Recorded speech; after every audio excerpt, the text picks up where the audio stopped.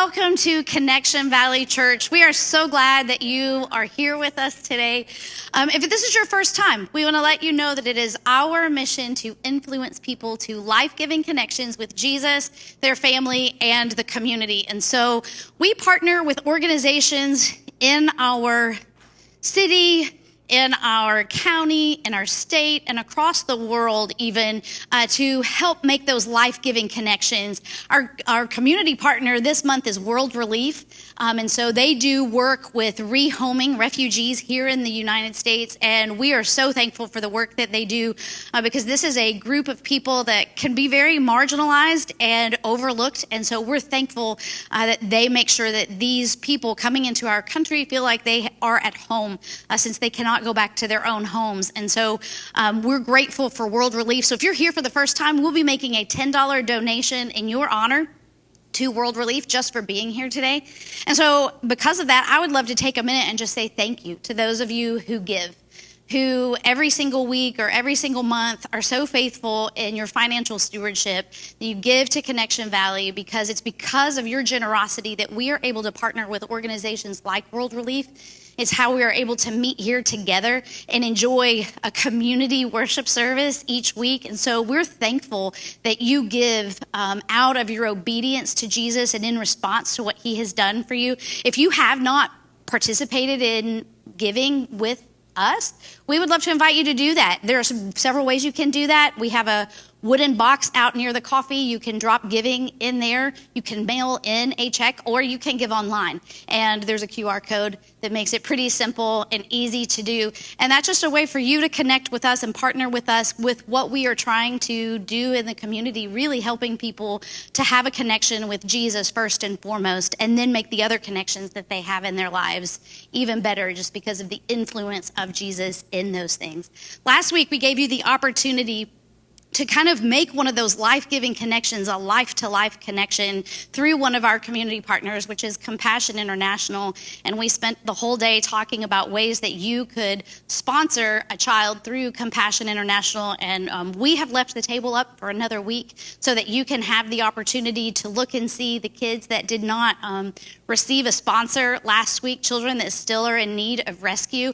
If that was something that you left last week praying about and you wanted or thinking about, you still have the opportunity today. And actually those packets will be live until June 2nd. So I'll hang on to those. We'll take the table down after today. But I'm happy to answer any questions that you may have about that. If you want to see me after the service, I'm happy to do that. Two other things that I want to let you know because they're very important. One, we want to celebrate graduates. It is that time of year where we are celebrating graduations from high school and college, and this is a huge milestone in the life of a person and in a family, and so we want to celebrate you. So please scan the QR code. Give us some information about your graduate so that we can recognize them in our service on June 7th. A gift is involved as well, so even if you don't like being up in front of people or like being recognized, but you like a gift, this would be a great opportunity to let us celebrate you and enjoy your milestone with you. So scan that QR code so that we can recognize you in the service on June 7th. And coming up in the middle of June, only a few weeks away, is VBS. We've been talking about that. Yes, it's a very fun week. And if you have not registered your child or you have not signed up to volunteer, please go ahead and do that so that we can be making plans to have the very best week possible. We're looking forward to that week very much. And I think a few weeks ago, I mentioned that we have a list of random items that you may have stored in your basement or in your attic somewhere. And if you're like, oh yeah, I meant to look at that list, I have lots of junk laying around my house. Take a look at that list. See if you have any of those items that we could borrow from you for that week for decoration. Kids will not hurt them. So it should come back to you exactly the way that you give it to us. So we would love to have that. That would just make our job a little bit easier. I think that's all I'm supposed to mention this morning. We're starting a new series today before he healed them. And I'm really excited about this series that Pastor Brian has put together. I believe that there's a lot that we can discover and learn and be challenged by. So that's kind of where we're heading in the next little bit. But before we do that, as usual, we're going to worship through singing together, because as we've mentioned before, music has a way of just opening up our hearts to what God has to say to us. And so I would love to invite you guys to stand up and then to participate in singing as the band leads us, so that you can maybe better hear from God what he wants to say to you today.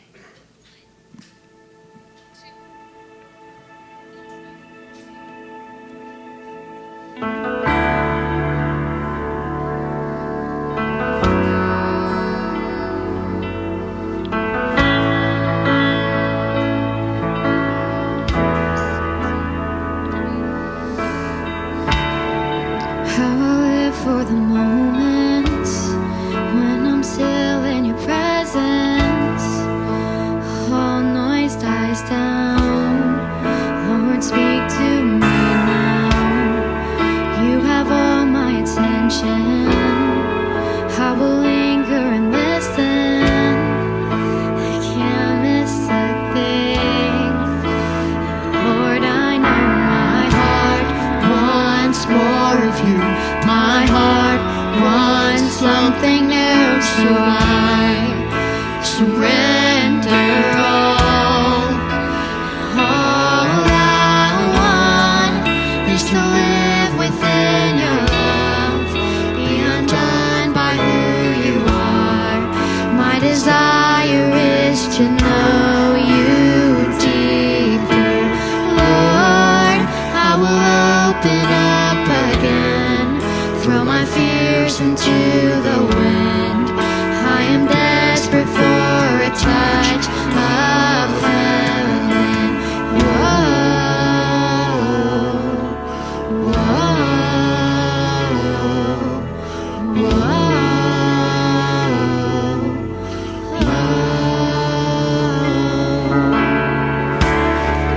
You're the fire in the morning. You're the cool in the evening, the breath in my soul, all the life in my bones. There is no hesitation in your love and affection. It's the sweetest of all. Lord, I know my heart wants more of you. My heart wants something new, so I surrender all. All I want is to live within your love, be undone by who you are. My desire is to know you deeper. Lord, I will open up again, throw my fears into the wind. I am desperate for a touch of heaven. Whoa, whoa,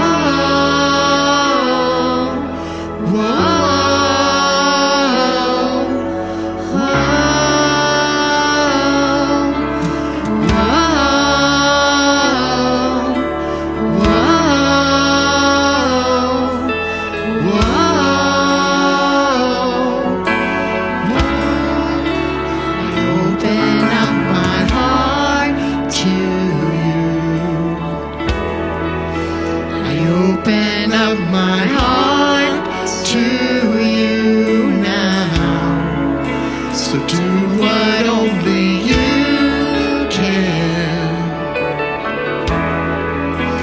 Jesus, have your way in me now. I open up my heart to you. I open up my heart to you now. So do what only you can. Jesus, have your way in me now. I open up my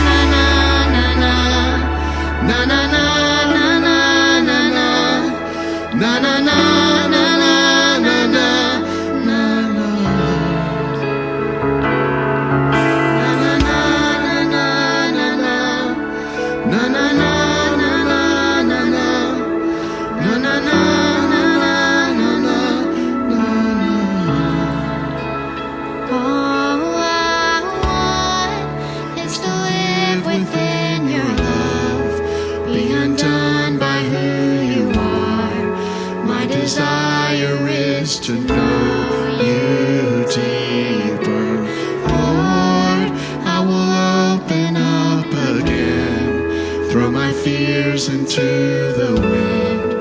I am desperate for a touch of heaven.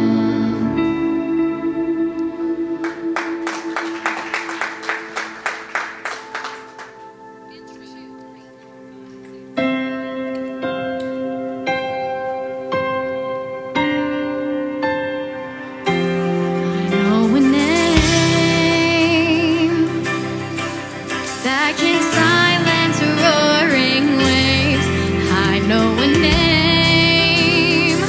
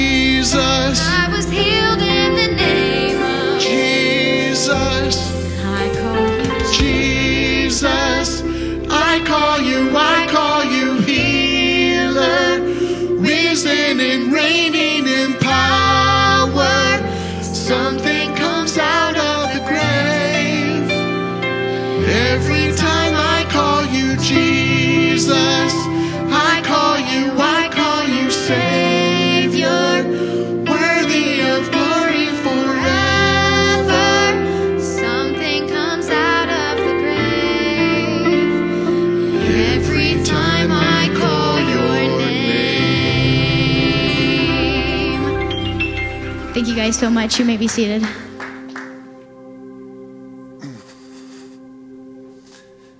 One of the values that Brooke and I have had over the last, the entire married part of our lives, which has been a long time, is that we value being personal. Being personal is important to us.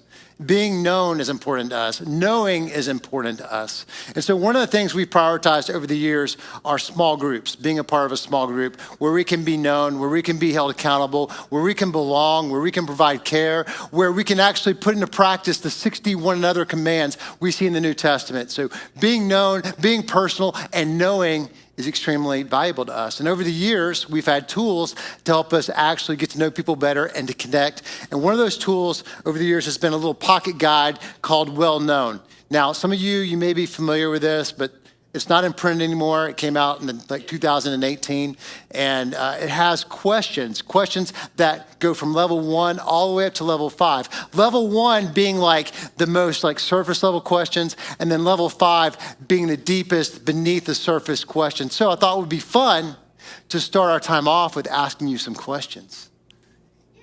Does anybody feel anxious? And you can answer them with the people around you because we want you to be known. That's kind of creepy. Should I start level 1? Oh yeah, Scott's running out of here. See? He's out. Surface talk, level 1. You want me to start there? Yes, that was adamant. All right. This is a funny one for me. What was your most memorable haircut? So answer that around with other people, and I'll tell you mine in a second. The Lego haircut? Yeah. What is that? Where everything's like blocks. Oh yeah, I know that haircut. Yeah. That usually those are like in the awkward family photos. Yeah, I know all about that. Anybody else have a memorable haircut? What?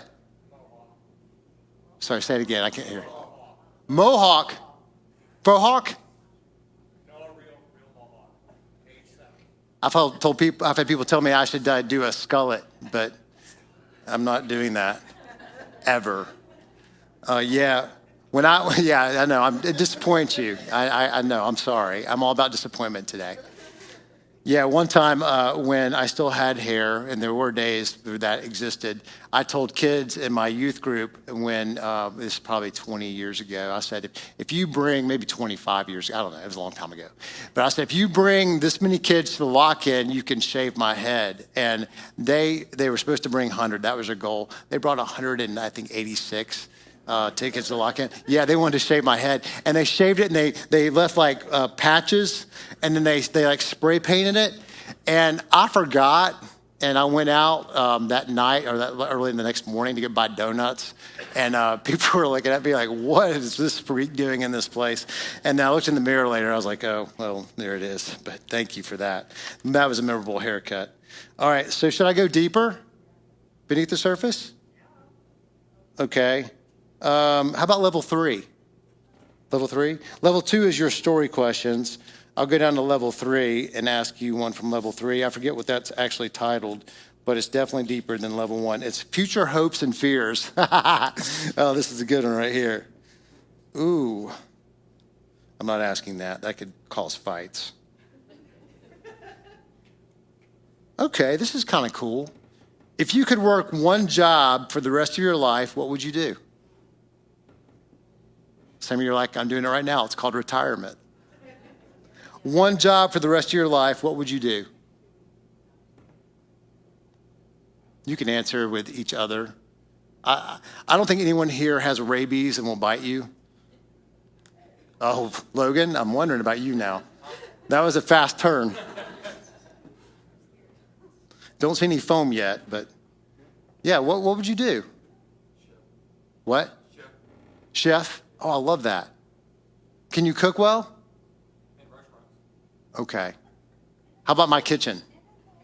Never mind. What's one job you do rest of your life? Teach. Yeah, you're a good teacher. I could see that. Huh. Anybody else? Party planner. I love that. Okay, we're talking right now. One more? Should I go level 5? Dog shelter. Dog shelter? What would you do at the dog shelter? I would watch Trace take care of dogs. Okay. You would be the supervisor. What's your job? I supervise. What do you supervise? People taking care of dogs. Specifically one person, Therese, my wife. That's a man whose wife was out of town for a few days this past week, and he missed her terribly. All right, so level 5 is present realities. Present realities. Oh, man. Let's go right here. What is one place in life where you feel torn in different directions? What's one place in life, and I'm not going to force you to answer this out loud, but what's one place in life you feel torn in different directions? If you want to answer it, you can. What did you say about kids? Ooh, letting go and holding on. How much do you do that? Because you don't need to totally let go, but then you do need to let go. Yeah, there's not a formula to that. I don't know anything about that.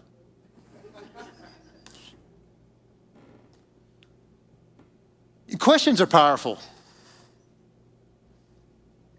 You know, they're so powerful that Jesus asked questions a lot. Like if you read the Gospels and you read about Jesus' life, he's asking questions all the time. And there's a reason behind this, and I think it's one of the reasons, probably many reasons he asked questions. But I think one of the most compelling reasons he asked questions is something I'm about to tell you. And it's actually another superpower I recently discovered that I have. And I told you about a superpower I discovered that I had earlier this year when we were talking about prayer. You remember that? When I asked the question, who wants to pray?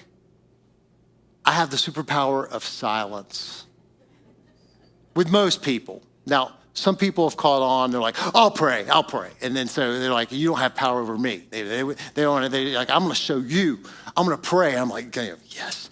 But so that was one superpower I actually discovered I had this year. I'm like, okay, I have a superpower. But now I discovered another superpower. I can actually control your thoughts. And some of you are like, back up. What is your favorite color?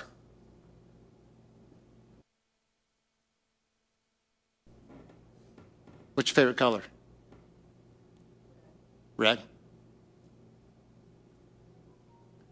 Did anybody not think of any colors at all? Yes! I was successful. I controlled everyone's mind in one moment. I thought someone would be like, I didn't think of any colors. Nobody. Here's the thing. We are made to respond to questions.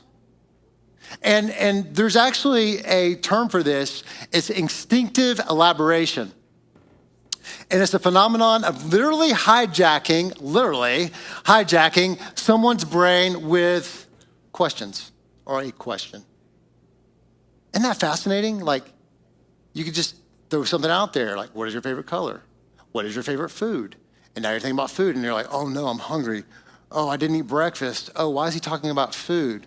Like, what's your favorite kind of pizza? And then I can really make it go downhill from there, because now you're picturing a pizza, and maybe you're picturing pepperoni or sausage. It is a thing that you can do with anybody. It's not just a unique superpower for me. It's also something that you also possess, which is pretty cool. And when we look at Jesus understood this. And he understood that our thoughts are shaped by the questions we are asked and the ones we ask ourselves. This is why in the Gospels, you'll see Jesus ask over 300 questions.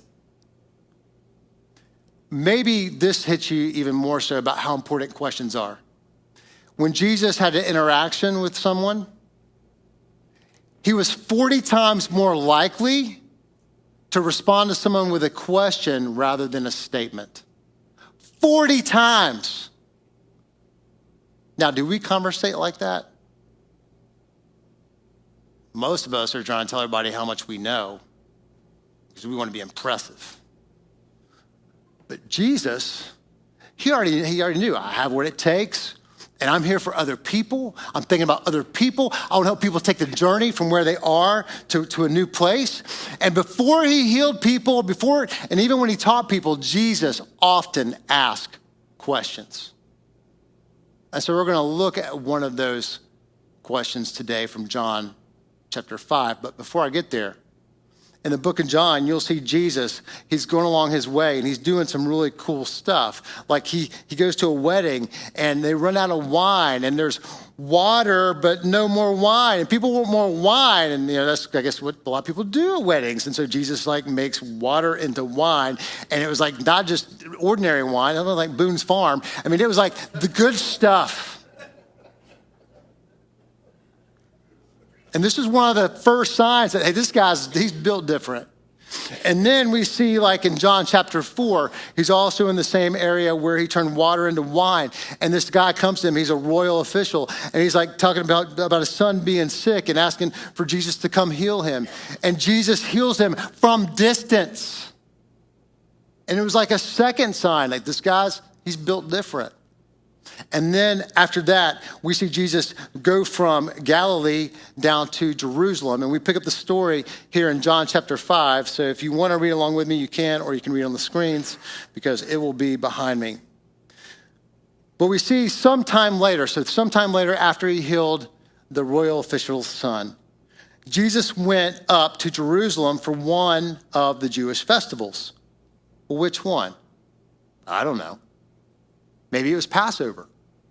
Maybe it was a celebration of the Exodus from Egypt. And people would all come to Jerusalem for that festival. It's a pilgrimage festival, and people come from all over the place.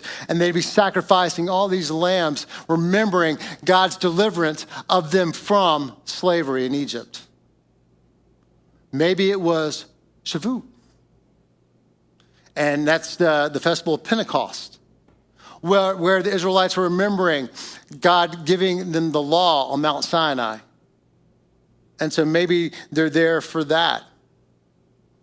Or maybe it's Sukkot, which happens in the fall. And maybe they're remembering when they wandered in the wilderness and they built temporary shelters in the wilderness. And so they're there to celebrate God's ultimate deliverance to the promised land. Probably one of those three pilgrimage festivals are happening. We don't really know, but here's the point. There are a lot of people there. There's a lot happening. So this is the scene. Jerusalem is bustling with people. And from here, we zoom in verse 2. Check this out in verse 2. So in verse 2, let me find myself. Now there in Jerusalem near the sheep gate, there was a pool, which in Aramaic is called Bethesda, and which is surrounded by 5 colored colonnades. All right. So we got Jerusalem, he's in Jerusalem, and now we're focusing on a specific area. Now, there's the pool of Bethesda, which is also known as House of Mercy. And so a lot of people, we see this pool, and it may have looked something like this, where you have these 5 covered walkways. Looks like there might be a little bit more there, but there are these covered walkways, and then there are basically 2 areas where there would be water, basically 2 pools, and then you see a gate for the sheep. Now, it may not have looked exactly like this, but they did an archaeological dig in the 19th century and actually found that this place existed and that the biblical account was spot on. It's pretty amazing. And so people would come here. And sometimes it was thought they would come here to purify themselves before going into the temple to worship. But there were other reasons why people came here. They thought they could receive a special healing. And so in verse 3, we see this scene. So watch this zoom in even more. Here a great number of disabled people used to lie. The blind, the lame, the paralyzed. Okay. So great number means a lot. I mean, people everywhere. And they're laying by the pool. Now, why would they do that? I'm going to tell you about that in a minute. Before I go there, Can you imagine, like, the crowd of sick people? Now, who here likes crowds? Nobody? Me either. I like people, but I don't like crowds. And so, imagine going to this place, and it's not just a crowd. It's people who are sick. It's people who are overtly needy. They have a need. They want to get well, but they're not. And so they're all around this pool, lying everywhere. Now, would you be drawn to that area? I can tell you one thing. It probably didn't smell very good either. And I'm a smells guy. I mean, I don't like bad smells. And so if I smell something, I'm like, I don't know that that'd be a place I'd want to go hang out. People probably moaning, crying, pain, desperate, lonely. I mean, this would be the scene. Smelly, crowded, bodies everywhere. Now, why are they there? Well, there was a belief that when the pool got stirred up, when it started to bubble, that an angel had come from heaven, like doing a cannonball, not really, but an angel had come down from heaven and was stirring up the pool, and that if you got in the pool first, you would be healed. Now, it's thought that there's probably a spring underneath the pool, and it would be one of those things where periodically it would bubble, and it could have been that. It could have been the water flowing from I showed you that scene earlier, from the one pool to the other. That one pool would catch the rainwater, and there may be like a system of water flowing from one pool to the other, and it would bubble up. And they thought, like, if I get in this water, maybe that I'll be healed. Maybe I won't have this inability to not see or to not walk. Maybe I'll just be changed and transformed. So this place was called the House of Mercy. And so all these people are there hoping to be the first one in. Now, can you imagine the competition?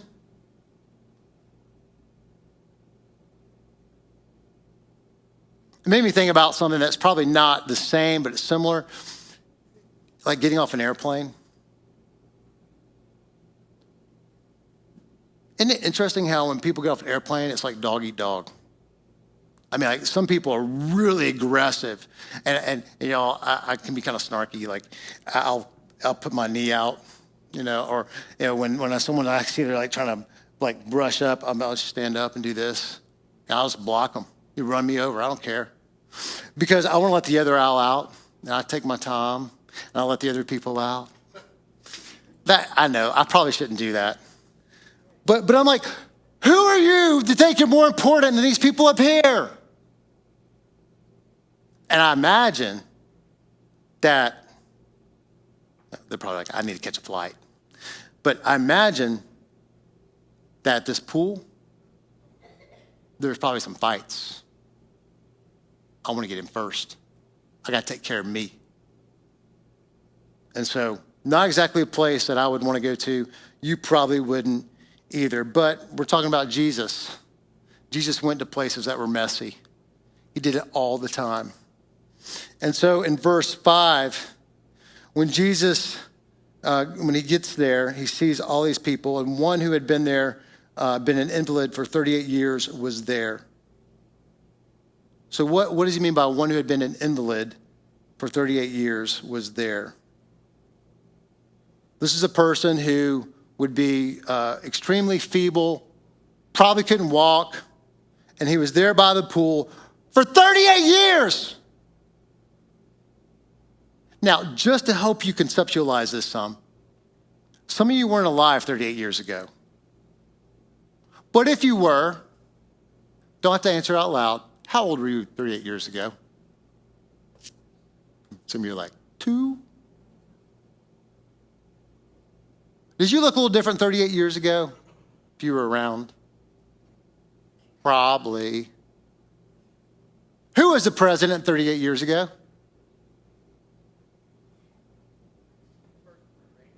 Ronald Reagan, 38 years ago. That's been a minute. What was the average price of gas 38 years ago? 96 cents a gallon. Oh, don't you long for those days? Back in my day, 96 cents a gallon. Oh, that just feels so good to think about. But 38 years is a long time. He has been sick. He is probably feeling pretty hopeless, probably a lot of pain, probably a lot of desperation, probably a lot of loneliness. And Jesus notices him, and he's been there for 38 years. And in verse 6, when Jesus saw him lying there and learned that he had been in this condition for a long time, he asked him a question that I think is kind of interesting. Do you want to get well?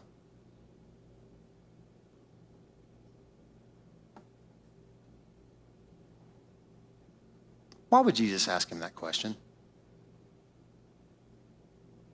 He's laying by the pool where it's thought you can get well if you get in the pool. Of course I want to get well.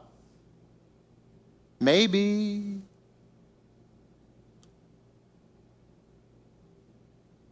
Maybe he thinks that, one day it would be his lucky day. 38 years is a pretty long time. I might give up after 38 years. But Jesus asked him a question, do you want to get well? Some people, they don't really want to get well. They want to stay where they are. They found an identity in whatever it is, their pain, their desperation, their loneliness, being a victim. Have you ever seen that before? I don't know who I am apart from my ailment. I don't know who I am apart from my disease. I don't know who I am apart from my perpetual pain. So to give that up feels exposing. And Jesus wants to engage him at a heart level, a level 5 type question, because Jesus is personal. Do you want to get well? And we see the man's response. Sir, the invalid replied, I have no one to help me into the pool when the water is stirred. And while I'm trying to get in, someone else goes down ahead of me. Okay, first of all, you see how John is referring to this man? He's not referred to as a man, he's referred to as an invalid. He's referred to as you're lame. Your condition is who you are. And I imagine the man being in this condition for 38 years has taken this on as his identity. And again, he's there by the pool. There's some degree of hope that maybe I could be healed, but maybe at this point he's thinking, maybe Jesus, he'll start blocking people out for me. He'll start holding people back. He'll be like, whoa, bah, stay away. And he'll get me in the pool when it starts to stir up. He sees a limited amount of options. It's pool or bust for this guy. And then Jesus presents a different option because Jesus can do that. With Jesus, the impossible becomes possible. And he says to him, get up, pick up your mat and walk.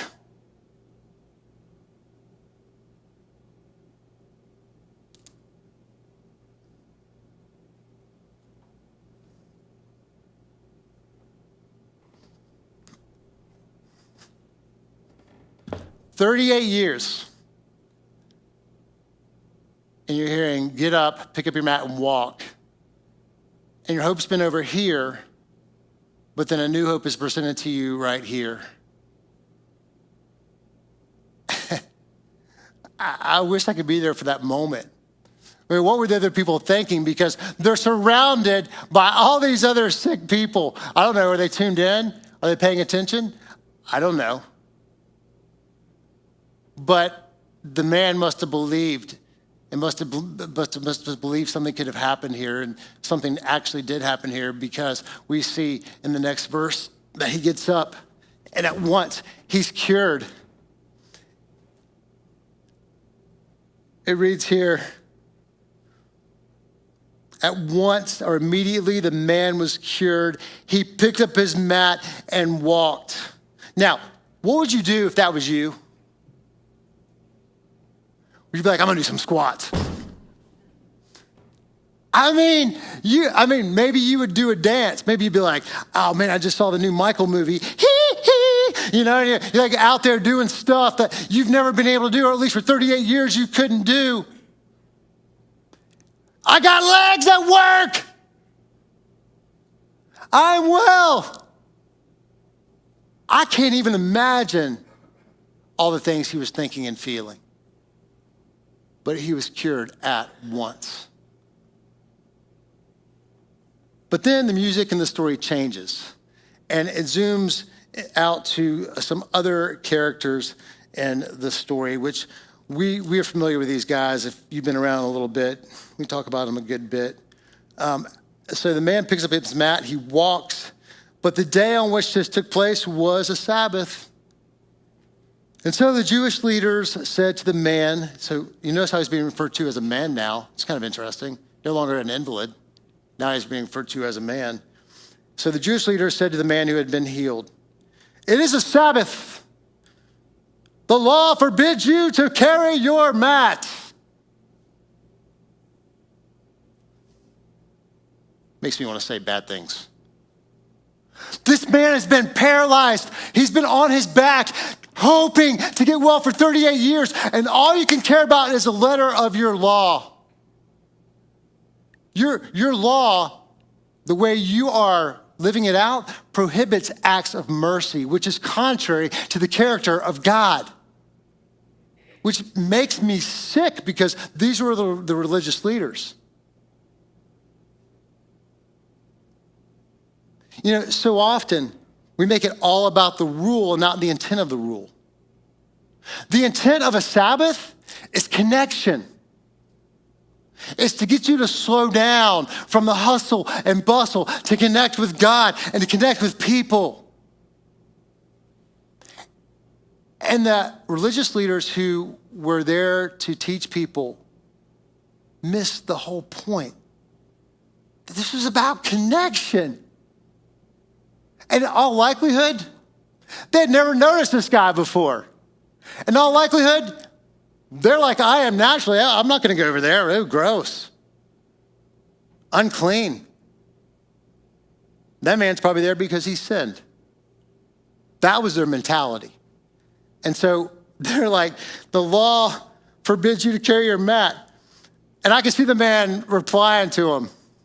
I mean, 38 years, you go from not being able to walk, you go from not feeling whole, you go from you're feeling pain, and now you don't feel the pain. Now you don't feel as desperate. Now you don't feel lonely. I can see him shrugging his shoulders. He replies in verse 11, the man who made me well said, pick up your mat and walk. Like, duh, wouldn't you? So I think what's interesting is what comes next. Because the religious leaders or these Jewish leaders, what comes next is a question. But it's not a question like Jesus was asking. Jesus was asking, do you want to get well? Because he had the man's good in mind. He wanted to engage the man in a relationship. He didn't just want to heal him physically. He wanted to engage him in a relationship. And so this is so interesting. Listen to this question and see if you can hear the voice and the tone of voice behind this question. So they ask him, who is this fellow who told you to pick it up and walk? I mean, can't you just see him sneering? Who is this fellow that told you to pick it up and walk? How dare he? It's the Sabbath. It's a holy day. It's like, do you talk about missing the point of what God is all about? Being compassionate, long-suffering, gracious. So they asked this question. I'll call it a question of interrogation. You guys have been probably interrogated through a question before, right? You're already assuming that there's something wrong by how I'm asking this question, or you're not really asking this question because you want to connect with me. You're asking this question because you want to get somebody. maybe the person you're asking the question of, or you want to get something from them. And so I can see him shrugging his shoulders again, because in verse 13, the man who was healed had no idea who it was, for Jesus had slipped away into the crowd that was there. I can see him shrugging his shoulders again. I don't know. All I know is I used to lay over there, and now I don't know more. Maybe Jesus did that in that time as an act of mercy toward the guy, so he wouldn't have to be caught up in all the hustle and bustle. I don't know. But in verse 14, we see Jesus come back to him. And this is one of the most interesting parts of the story, because it highlights the point behind the healing. Verse 14, later Jesus found him at the temple and said to him, "See, you are well. Stop sinning, or something worse may happen to you." Now, why would Jesus come back and say something like that?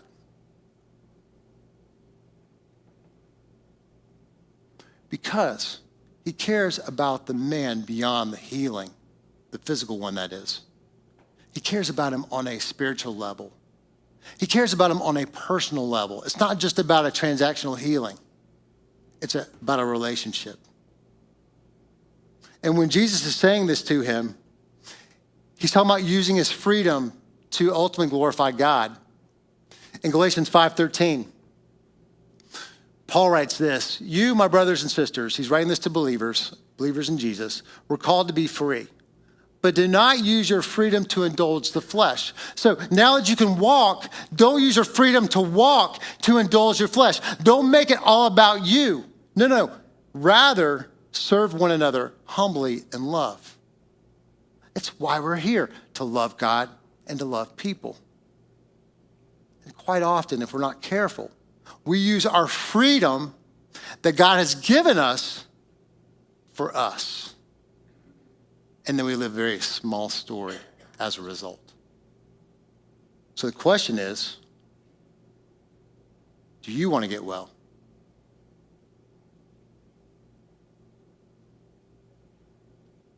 Do you want to get well? And it may be a physical thing, but I'm really talking more on a spiritual level. Because Jesus is asking you the same question through his Holy Spirit. Do you want to get well, or do you want to keep doing the same thing? How is your way working? When we look at the story of Jesus healing this man, we see a couple things that are true. Jesus heals relationally, not just transactionally. He's not just healing him physically just to make, oh, wow, Jesus does cool stuff. He gave him legs again. The guy's going to get sick again. The guy eventually died. Jesus wants something more. He realizes, and he wants us to understand, that life is bigger than the physical. There is eternity at stake. So Jesus heals relationally, not just transactionally. And secondly, this is also true, Jesus' healing often involves cooperation with our, and this is very important, surrendered will. Are we really willing to go to God and say, my life is yours? Because quite often we're holding on to doing our ways. You know, God, I'm going to have you like a good luck charm, almost like a lucky rabbit's foot, which I don't know if they do those anymore, because that's kind of frowned upon to cut off the foot of a rabbit. But that used to be a thing growing up, is people would have these good luck charms, and we almost treat Jesus like that. Like, we'll put you in our pocket and we'll pull you out when we need you. But he doesn't want that. That's not actually living a spiritually well life. He wants to be in an ongoing relationship with you, abiding with you, close to you. He has a plan for you. And here's the thing. If you don't have a relationship with Jesus, well, the most important thing you can do today is to enter into one by believing in him. But if you do, then it's living out of what he's done for you and saying, I'm living in response to what you've done for me. And my life is your life. And so I'm going to prioritize the time in your word. I'm going to prioritize obeying your word. I'm going to prioritize memorizing your word because like Psalm 119:11 says, your word I've hidden in my heart so I might not sin against you. Because God knows that sin makes us spiritually sick. And so oftentimes we hold on to that sin. And while we may be saved because we have a belief in Jesus, we're still functioning like we're spiritually sick. And we're like the man laying on the ground, not actually living the life that God called us to. And to me, that's a tragedy. And it's one of the reasons why we choose to be generous. It's one of the reasons why we choose to serve. It's one of the reasons why we choose to participate in a small group, to be known, because our God is a relational God. And here's the thing. When we try to operate outside of him, we're going to find ourselves frustrated. Paul writes this in Colossians chapter 1, verse 16. For in him, Jesus, all things are created, things in heaven and on earth, visible and invisible, whether thrones or powers or rulers or authorities. Now, I go outside and do these prayer walks. I love doing prayer walks because I can look up at the sky and I'm like, God, you did this. I watch the birds right now this time of year. They talking. And I watch them fight each other like as I'm walking down the street. And I watch these little wood ducks there. You know, these little wood ducks are like hanging out together. And the geese are everywhere and their poop is everywhere too. But I mean, it's like you did all of this. It's incredible. You've put all this into motion. Why wouldn't I acknowledge you on a regular basis? Why wouldn't I want to be connected to you? But so often we get so caught up in our little world that we forget that he's even there. And we live like this man laying on the mat. And he finishes by saying, all things have been created through him and what? For him. Not for me. For him. And the reason why a lot of us are stuck or we stay spiritually sick is because we're living for ourselves. We're indulging our flesh. We're living our way. And until we embrace that God's way is greater than our way, we're going to find ourselves frustrated. We're going to find ourselves living like we're sick and laying on a mat. So again, two things are true for you, for me, that Jesus heals not just transactionally, he heals relationally. And that God often heals us, and he heals us often through our surrendered will. So are you willing to surrender to him? This is the question I want to ask you. This is the most important question I think I could ask you today. And it's this. Are you genuinely open to spiritual transformation? Or have you grown comfortable in your brokenness? Have you grown comfortable in the addiction? The thing you smoke, the thing you chew, the thing you drink, the compulsive behavior where you find yourself going, why did I do that again? Why did I look at that again? Why did I go out? I went out with the people I knew I shouldn't have been around in that situation. Why did I do it again? But if you don't do anything different, nothing is going to change. And that requires us to open our hand up and say, God, your way is better than our way. Two invitations to you today. The first one is you would say, I'm spiritually sick and I want to get well. I don't have a relationship with God through Jesus. It's not complex. He comes to us. Jesus came to us. He came to life and died for our sins. And we believe in him for eternal life. We are saved. We are made whole. We are made well. And John the Baptist actually says this about Jesus. He says, whoever believes in the Son has eternal life, but whoever rejects the Son will not see life, for God's wrath remains on them.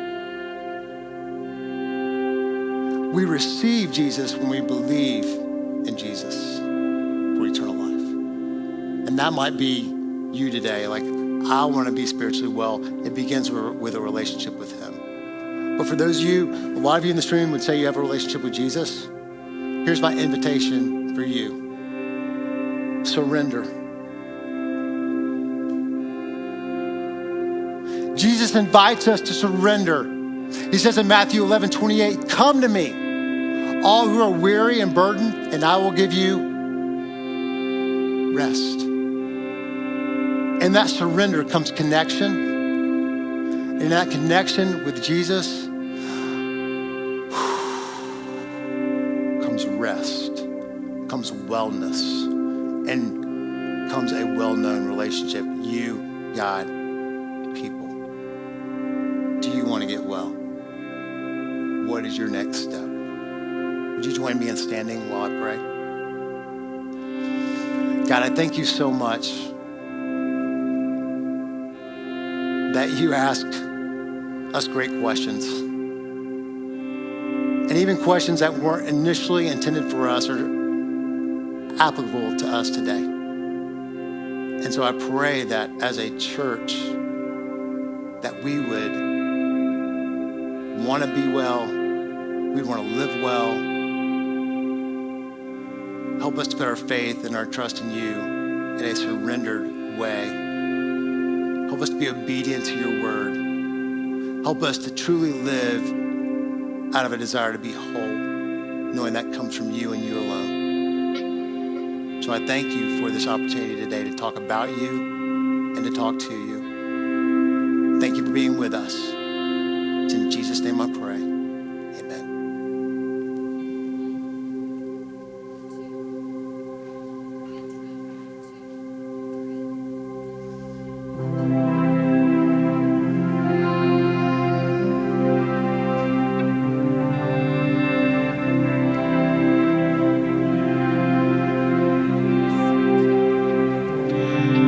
I've been strong and I've been broken within a moment. I've been faithful and I've been reckless at every event. I've held everything together and watched it shatter. I've stood tall and I have crumbled in the same breath. I have wrestled and I have trembled towards surrender. Chased my heart adrift and drifted home again. Plundered blessing till I've been desperate to find redemption. Every time I turn around, Lord, you're still there.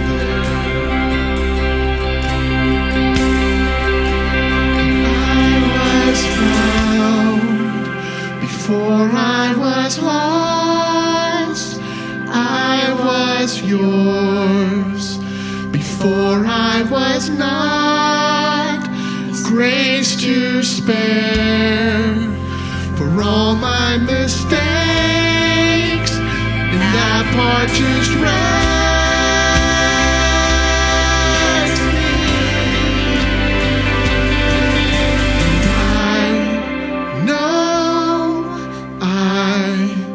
don't deserve this kind of love. Somehow, this kind of love is who you are. It's a grace I could never add up to be somebody you still want. But somehow, you love me as you find me.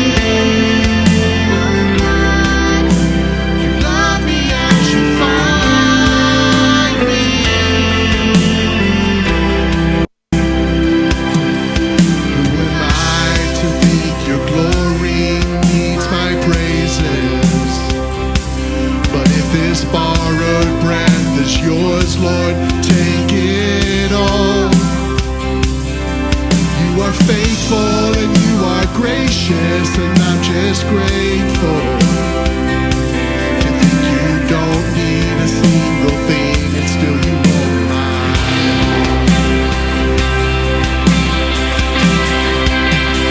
I was found before I was lost. I was yours before I was not. You wear my scars for all my mistakes, and that part just rests me.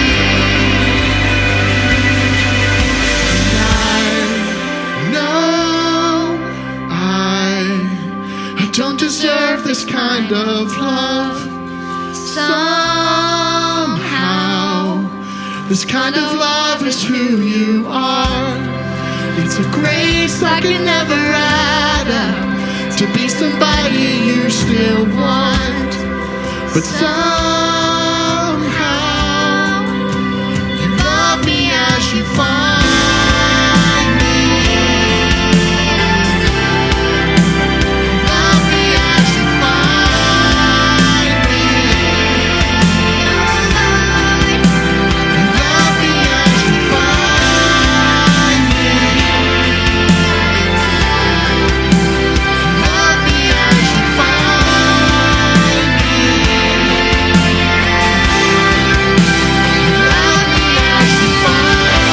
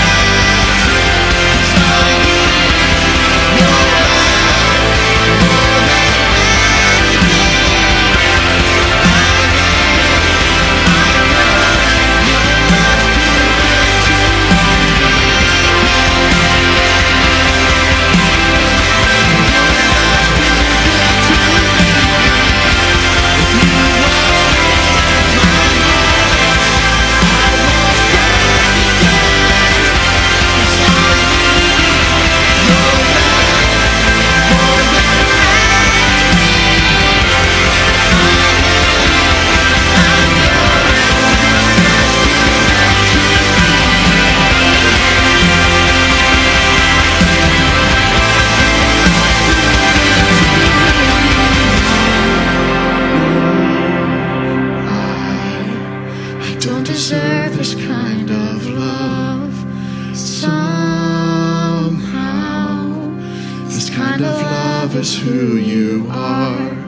It's a grace I could never add up to be somebody you still want. But somehow, you love me as you find me. You love me as you find me. You love me as you find me. We're yours. You love me as you find me.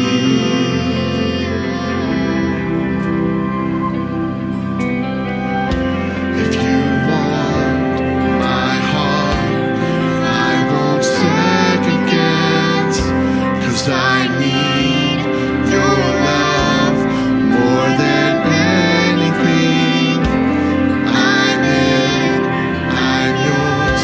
Your love's too good to leave me here.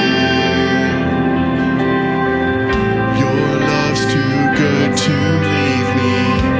If you want our hearts, I won't second guess, 'cause we need your love more than anything. We're in, we're yours. Your love's too good to leave us here. Your love's too good to leave us here.